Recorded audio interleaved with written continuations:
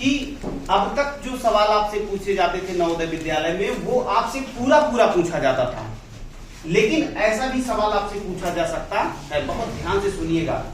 1 2 3 4 5 6 7 8 total कितने blocks हैं? 8। अब लेकिन याद रखना ये वाला जो है ये 8वें ब्लॉक का भी क्या है? आधा है। तो सबसे पहले तो आप 1/8 करोगे और 1/8 का भी 1/2, तो ये आपका आंसर, असली आंसर आएगा आपका 1/16। जैसे ही 1/16 आता है बच्चे, आप सारे बंदे इसको प्रतिशत में भी बदल सकते हो। तो भिन्न को प्रतिशत में बदलने के लिए क्या किया जाता है? 100 से गुणा किया जाता है। जैसे ही आप इसको 100 से गुणा करिएगा, 4 चौके 16 और 4 दूना 8, 4 पंचे 20, यानी 25/4 प्रतिशत। ये भी आंसर आपका ऑप्शन में दिया जा सकता है, तो ये भी सही हो सकता है। आंसर ये भी हो सकता है कि 4 छंग 24, 1/4 प्रतिशत। आंसर ये भी हो सकता है। एक आंसर बच्चे और हो सकता है, वो क्या है कि 4 छंग 24 दशमलव लगाया, 4 दूनी 8 और 4 पंचे तो 6.25, यानी इसमें से कोई भी एक आंसर अगर आपको वहां पे मिला, किसमें? ऑप्शन में, तो आप टिक मार दीजिएगा। ऐसे ही ये क्वेश्चन मैंने डिजाइन करा, इसको देखो, ये तो नॉर्मल क्वेश्चन है। 1 2 3 4 5 6 7 8 9 10 टोटल कितने काउंट्स हैं? 10।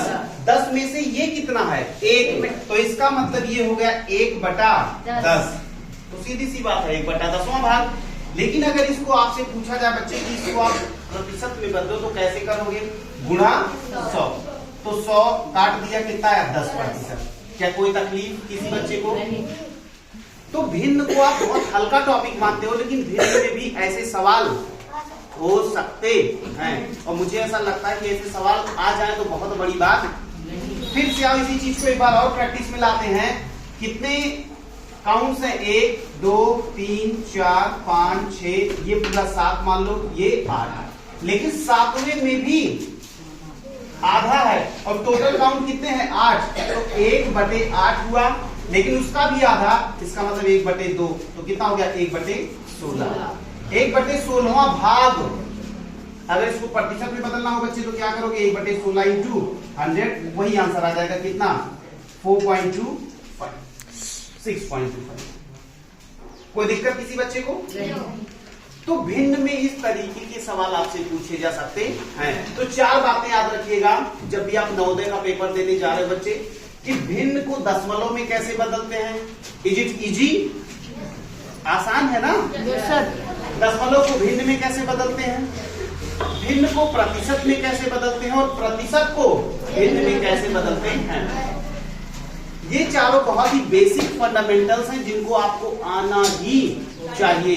साथ में भिन्न का आपको एडिशन यानी जोड़, घटाव, गुणा और भाग भी आना चाहिए, क्योंकि डायरेक्ट आपसे क्वेश्चन नहीं पूछेगा।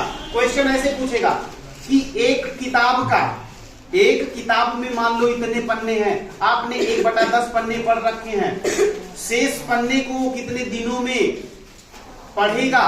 अगर वो 4 पन्ना इतने दिनों में पढ़ता है। तो भिन्न के सवाल बहुत ही आसान आते हैं, लेकिन डायरेक्ट नहीं पूछे जाएंगे। आपसे ऐसे नहीं पूछ लेगा कि 1/4 प्लस 1/5 बताओ, अगर इसको 1 में से घटाया जाए तो कितना आंसर आएगा, ऐसे नहीं पूछेगा। वो इसी क्वेश्चन को ऐसे बदल देगा। कैसे? कि मान लो एक लट्ठा है, वो आपको ऐसे दे देगा। मान लो एक लट्ठा है, उस लट्ठे का 1/4 भाग लाल है, 1/5 भाग पीला है, शेष भाग हरा है। शेष भाग हरा है, तो हरे भाग की क्या बताओ? लंबाई।